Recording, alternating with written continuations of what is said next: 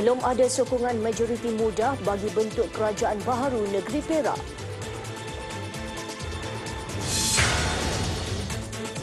Permohonan bekas anggota UTK Azila Hadri untuk kaji semula sabitan dan hukuman mati ke atasnya ditolak Mahkamah Persekutuan.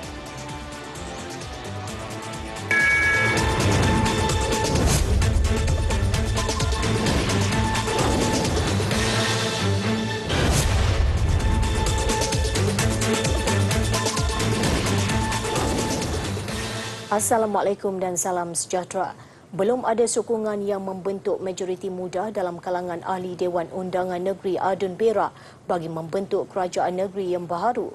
Perkara itu disahkan ahli Dewan Negara Datuk Seri Muhammad Anwar Zaini yang menegaskan Sultan Perak Sultan Nazrin Shah tidak yakin dengan mana-mana gabungan parti setakat ini. Ujar beliau pada jam 3.15 petang, Pakatan Harapan PH diwakili 3 pengerusi negeri memaklumkan status rundingan yang berlaku daripada pihak mereka. Begitu juga pengerusi Perhubungan UMNO Perak, Datuk Sarani Muhammad yang turut menghadap menyembahkan status perundingan pihaknya. Sehingga Yang Mulia diperkenan yakin sudah ada mana-mana pihak yang mempunyai majoriti mudah, barulah istiadat akad sumpah boleh dilaksanakan. Oleh kerana itu, Yang Mulia belum dapat diyakinkan oleh mana-mana pihak. Kita akan tunggu sampai mereka telah bersedia dengan meyakinkan Yang Maha Mulia dan Yang Mulia berpuas hati sudah ada majoriti mudah untuk menubuhkan kerajaan.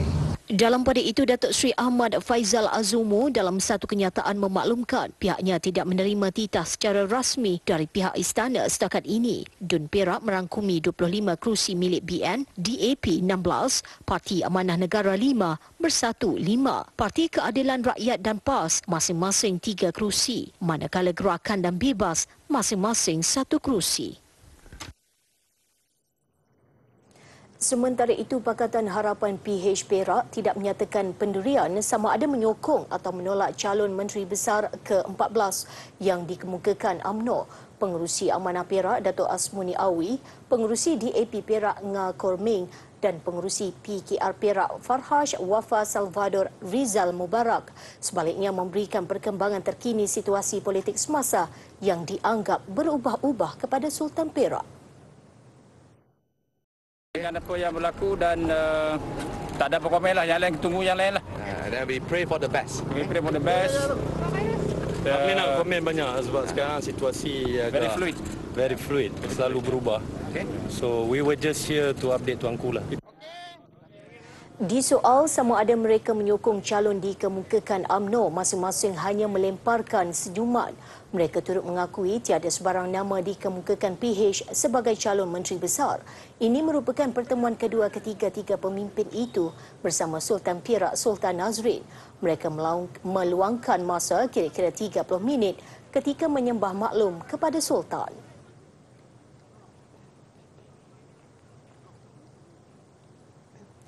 Terdahulu, Presiden UMNO Datuk Seri Dr. Ahmad Zahid Hamidi memaklumkan parti itu sudah mendapat sokongan majoriti bagi melantik Menteri Besar Perak yang baharu. Nama calon berkenaan telah pun dipersembahkan kepada Sultan Perak Sultan Nazrin Muizzuddin Shah di Istana Kinta hari ini untuk dipertimbangkan baginda. Itulah yang kita telah persembahkan dan saya amat yakin majoriti sokongan itu lebih daripada mencukupi. Saya telah menyatakan bahawa seboleh mungkin kita mempertahankan kesepakatan Perikatan Nasional, artinya kerjasama pembentukan kerajaan ini adalah antara UMNO, Bersatu dan juga PAS. Beliau berkata pengumuman nama calon Menteri Besar itu bagaimanapun akan diisytihar oleh Sultan Perak dalam satu kenyataan baginda. Datuk Seri Ahmad Zahid Hamidi tiba di Istana Kinta di Ipoh jam 9.55 pagi. 2 minit kemudian pengerusi Perhubungan UMNO Perak, Datuk Sarani Muhammad, turut memasuki kawasan berkenaan. Ini merupakan pertemuan kedua mereka dengan Sultan Perak selepas Timbalan Presiden Bersatu Datuk Seri Ahmad Faizal Azumu disingkirkan daripada jawatannya sebagai Menteri Besar pada 4 Disember lalu.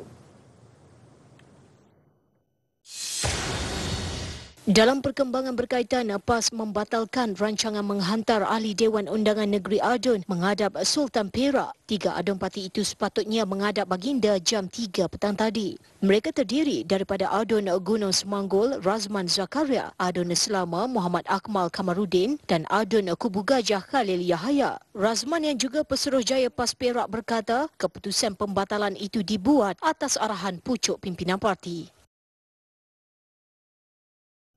Mahkamah Persekutuan hari ini menolak permohonan bekas anggota Unit Tindakan Khas UTK Azila Hadri untuk mengkaji semula sabitan dan hukuman mati ke atasnya berhubung pembunuhan wanita warga Mongolia Altan Tuya Sharibu.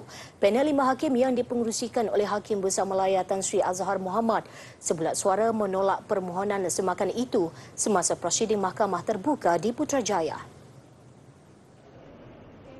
Beliau serta 4 hakim lain iaitu Hakim Mahkamah Persekutuan Datuk Seri Muhammad Zawawi Saleh, Datuk Vernon Ong Lam Kiat, Puan Sri Zaliha Yusof dan Zabariah Muhammad Yusof berpendapat tidak berlaku ketidakadilan dalam kes yang dihadapi oleh Azilah sebelum ini. Azilah memfailkan permohonan untuk semakan kehakiman pada 5 Disember tahun lalu bersama akuan berkanun setebal 32 muka surat yang mendakwa arahan untuk membunuh Altan Tuya datang daripada pihak ketiga. Sementara itu, panel 5 hakim yang sama turut menolak permohonan Datuk Seri Najib Tun Razak untuk mencelah dalam permohonan semakan yang dikemukakan oleh Azilah. Keputusan itu dibuat selepas mendapati pemohon tidak terkesan secara langsung dengan semakan berkenaan. Azilah dan Sirul Azhar Umar, 47 tahun, disabitkan dan dijatuhkan hukuman mati oleh Mahkamah Tinggi Shah Alam pada 2009 atas pertuduhan membunuh Altan Tuya di Mukim Bukit Raja Shah Alam pada 2006. Bagaimanapun mereka dilepas dan dibebaskan Mahkamah Rayuan pada 2013 selepas membenarkan rayuan kedua-dua anggota UTK itu. Pada 2015, Mahkamah Persekutuan mengetepikan keputusan Mahkamah Rayuan dan mengekalkan keputusan Mahkamah Tinggi yang mendapati mereka bersalah melakukan jenayah itu. Tangkapan 52 suspek lelaki yang sebelum ini dibuat bagi membantu siasatan berhubung insiden berbalas tembakan dengan anggota pasukan gerakan UMNO PGA di sempadan negara direman selama 28 hari mengikut Seksyen 4-5 Akta Kesalahan Keselamatan Langkah-Langkah Khas 2012 SOSMA. Ketua Polis Perlis Datuk Surina Soad berkata 22 tangkapan telah direman hari ini manakala 30 lagi akan dibuat esok mengikut Seksyen sama.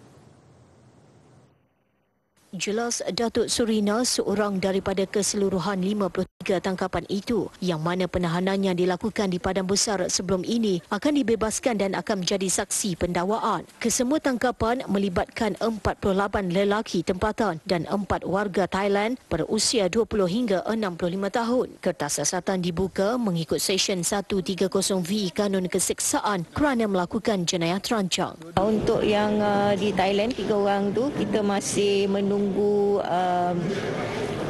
maklum balas daripada pihak Thailand lah sama ada dia akan benarkan balik dibawa balik ke Malaysia. Tetapi setakat ni kita laporan polis telah dibuat dari pihak kita punya MPLO untuk di sana untuk buat laporan lah untuk tindakan kita dibawa balik ke sini lah. Kita harap sebab mereka adalah the main suspect, so kita harap mereka dapat dibenarkan balik dan kita akan tuduh di bawah 302. Dalam kejadian 24 November lalu, Sarjan Baharudin Ramli 54 tahun maut dalam pertempuran dengan 13 penyeludup ketum kira-kira 600 meter dari tembok sempadan negara berhampiran pos TS9 di Padang Besar, manakala rakannya Sarjan Rehan Tari 39 tahun cedera ditembak. Polis mengesahkan menerima satu lagi laporan salah laku seksual babitkan seorang pendakwa selebriti yang kini berada dalam tahanan polis. Ketua Polis Selangor, Datuk Nur Azam Jamluddin berkata, laporan diterima dari seorang wanita usia awal 20-an di Balai Polis Shah Alam. Datuk Nur Azam berkata setakat ini polis sudah menerima 9 laporan. 7 diterima di Shah Alam manakala 2 lagi di Petaling Jaya. Polis meminta mangsa lain untuk tampil membuat laporan dengan segera bagi membolehkan siasatan lanjut dilakukan. Daripada 9 laporan yang diterima, hanya 7 dibuka kertas siasatan manakala 2 lagi tiada tindakan lanjut diambil atau NFA kerana tiada pelakukan jenayah berlaku. 2 wanita terbabit membuat laporan hanya sebagai perlindungan dan tanda sokongan kepada mangsa lain. Mengulas mengenai modus operandi suspek dalam kejadian itu, Datuk Nur Azam berkata semua kes yang dilaporkan mangsa adalah sama. Dia memang dia punya umur serupa saja. Dia akan berkenalan dalam media sosial. Lepas tu dia berpura-pura untuk keluar makan dan berpura untuk pergi balik ke rumah untuk ambil barang macam-macam lagi lah yang buat. Lepas tu dia akan bermula dengan tindakan dia lah. Dia punya MO modus operandi itu memang macam tu. Memang macam tu. Dia tengok study kes-kes yang dia bawa balik ke rumah tu, 7 kes tu, dia punya modus operandi tu macam tu. Semalam Mahkamah Magistrate Petaling Jaya membenarkan permohonan reman ke atas pendakwa selebriti berusia 25 tahun itu selama 5 hari lagi bagi membantu siasatan mengenai satu laporan diterima dari mangsa yang mendakwa dirokol. Sebelum itu suspek direman selama 10 hari di Shah Alam bagi kesalahan sama.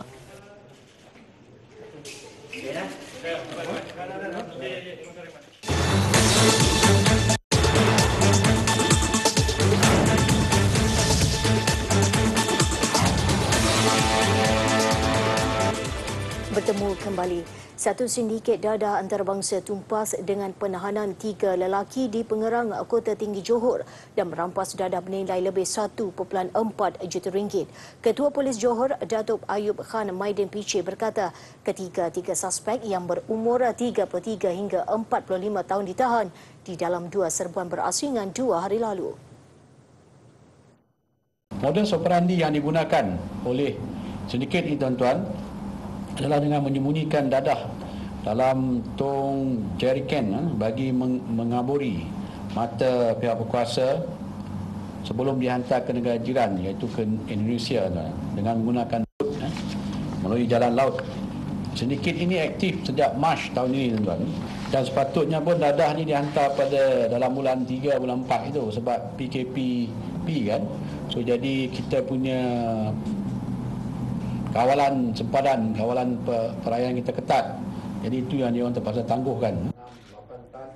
Bekalan dadah dipercayai diperolehi dari utara tanah air. Turut dirampas sebuah kereta jenis Honda Civic bernilai RM40,000. 3 suspek kini direman hingga 13 Disember depan bagi membantu siasatan.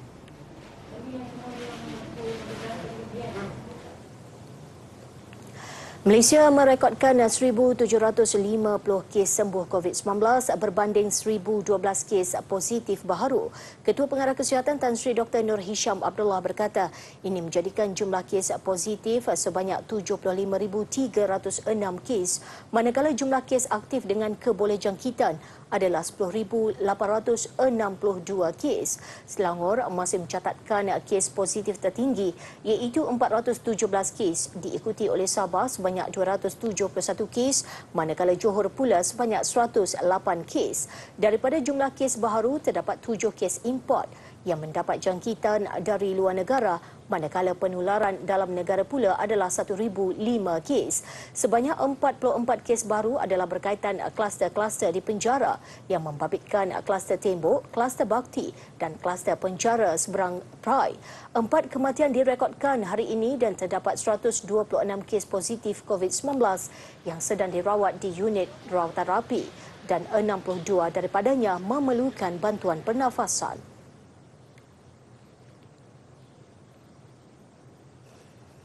Dalam pada itu, operasi bersepadu Nyah Cemar dan pemantauan SOP COVID-19 di 2 daerah Selangor menyaksikan masih terdapat premis perniagaan tidak mematuhi prosedur operasi standard Perintah Kawalan Pergerakan Bersyarat PKPB.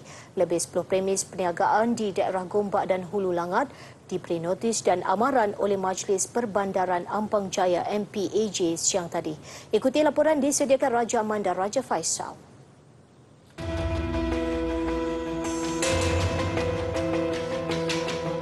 Operasi pagi tadi dilakukan dengan kerjasama Pejabat Kesihatan Daerah, Polis Diraja Malaysia PDRM dan bomba melibatkan lebih 100 anggota. Penolong Pegawai Kesihatan Persekitaran Kanan Bahagian Kesihatan MPAJ Rosniza Cik Harun berkata, kompaun akan dikenakan jika peniaga masih enggan patuh kepada SOP. Hari ini kita keluarkan notis lah untuk pelanggaran syarat lah, maksudnya dia tak patuh kepada SOP. Notis sahaja. Notis dan juga notis semata dan juga arahan lisan lah, amaran lisan. Kompaun kita, untuk kompaun pula kita akan follow up. Sekiranya notis itu tidak dipatuhi, kompaun kita akan keluarkan lah. Beliau ditemui selepas meninjau operasi selama 2 jam bermula jam 9.30 pagi tadi. Dalam pada itu, sanitasi awam juga dilakukan di kawasan komersial Taman Melawati dan Pandan Jaya. Sejak 23 Mac lalu, MPAJ telah membuat pemantauan SOP meliputi 2,430 premis perniagaan. Pemantauan termasuk penyediaan cecair pembasmi kuman, kawalan kemasukan pelanggan dan saringan suhu badan. Setakat semalam, hanya 37% sahaja premis perniagaan didapati patuh SOP. Meskipun Perintah Kawalan Pergerakan Bersyarat PKPB telah pun diberi sedikit kelonggaran, namun SOP perlu dipatuhi. Pihak berkuasa juga akan terus memantau tahap kepatuhan SOP dalam kalangan masyarakat agar rantaian COVID-19 ini dapat diputuskan di masa akan datang. Ingat, kita masih belum menang, kita jaga kita. Raja Amanda Raja Faisal melaporkan. Sebanyak 861 kawasan terjejas ekoran tindakan henti tugas loji rawatan air LRA Sungai Selangor Fasa 1, Fasa 2, Fasa 3 dan Rantau Panjang disebabkan pencemaran air mentah di Sungai Selangor siang tadi. Kawasan terjejas di Kuala Lumpur, Petaling, Klang, Shah Alam, Gombak, Kuala Selangor, Hulu Selangor dan Kuala Langat akan menerima bekalan air secara berperingkat-peringkat dan pemulihan sepenuhnya pada tengah malam nanti. Henti tugas loji ini telah menyebabkan gangguan bekalan air tidak berjadual melibatkan 886,297 akaun. Air Selangor akan menyediakan bantuan bekalan air dengan menggerakkan lori-lori tangki ke kawasan-kawasan yang terjejas dengan keutamaan kepada premis-premis kritikal seperti hospital dan pusat dialisis. Air Selangor juga amat memahami situasi pengguna yang memerlukan air bersih, terutama semasa peningkatan kes COVID-19 dan pelaksanaan PKPB ini bagi meminimalkan impak gangguan kepada pengguna yang terjejas.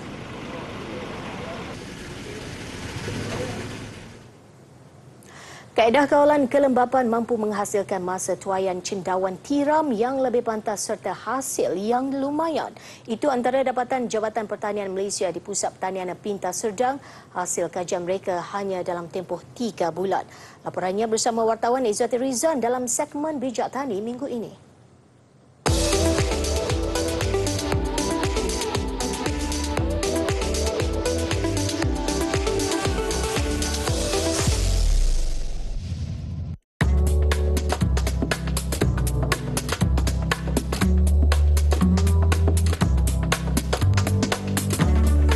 Untuk peringkat percubaan ini, kajian dilakukan di dalam kontena terpakai. Melalui kaedah ini, Jabatan Pertanian mendapati kawalan kelembapan salah satu faktor utama dalam tumbesaran cendawan tiram boleh diatur dengan lebih baik. Hasilnya, cendawan tiram boleh dituai dalam tempoh 3 hari dan dengan hasil tuaian yang lebih konsisten. Yang pasti, cendawan akan segar dalam tempoh lebih lama. Mengikut kaedah asal, cendawan tiram hanya boleh dituai dalam tempoh antara 1 hingga 2 minggu. Cendawan kita tak dapat kontrol lah, tak dapat kontrol sepenuhnya. Contohnya maksudnya kita kena buat mix, sentiasa guna air yang banyak semua kan. Tapi kalau dekat kabin ni kita just dia tertutup, dia terkawal. Faktor lain masih perlu diawasi. Ada beberapa ni parameter yang kita kena cek lah untuk kita kontrol semua ni. Contohnya ni RH, dia punya humidity, kelembapan, dia punya suhu. Lepas tu dia punya cahaya dan kepekatan CO2 lah serta air ventilation. Itu kena kontrol. Bila kita boleh kontrol, insya-Allah dia akan keluarkan hasil optimum lah. Selain kontena dan supaya lebih menjimatkan kos, kaedah ini boleh dipraktikan di ruangan lain. Cendawan tiram melalui kaedah penanaman di dalam kontena terpakai adalah sebagai menyokong revolusi perindustrian 4.0 dalam pertanian. Selain tiram kelabu, kita boleh tanam pelbagai lagi jenis cendawan yang bernilai tinggi. Cendawan yang tak payah didapati di Malaysia, kita boleh tanam di sini. Sebab dalam kabin cendawan ni kita boleh tanam pada bila-bila masa. Sebab kita tak bergantung pada suhu di luar, sebab dalam kabin ni kita dah kawal semua. Mengikut unjuran Jabatan Pertanian, setiap satu ruangan kontena boleh menempatkan sehingga 2,500 bongkah cendawan tiram. Kos akan menjadi lebih murah jika setiap bongkah cendawan dapat dibuat sendiri. Malah harga cendawan tiram sekitar RM12 1 kilogram boleh dijadikan galakan. Ini hasil yang diperolehi daripada bangsal cendawan, manakala ini pula adalah hasil yang diperolehi daripada penanaman kontena yang boleh mencecah sehingga 200 gram berbanding penanaman di bangsal cendawan yang hanya boleh mencapai sekitar 150 gram pada setiap bongkah. Usaha yang dilakukan oleh Jabatan Pertanian ini wajar dipuji kerana ia mampu menampung permintaan terhadap cendawan tiram yang tinggi di pasaran tempatan ketika ini. Zaki Rizan, Bijak Tani, Berita G9.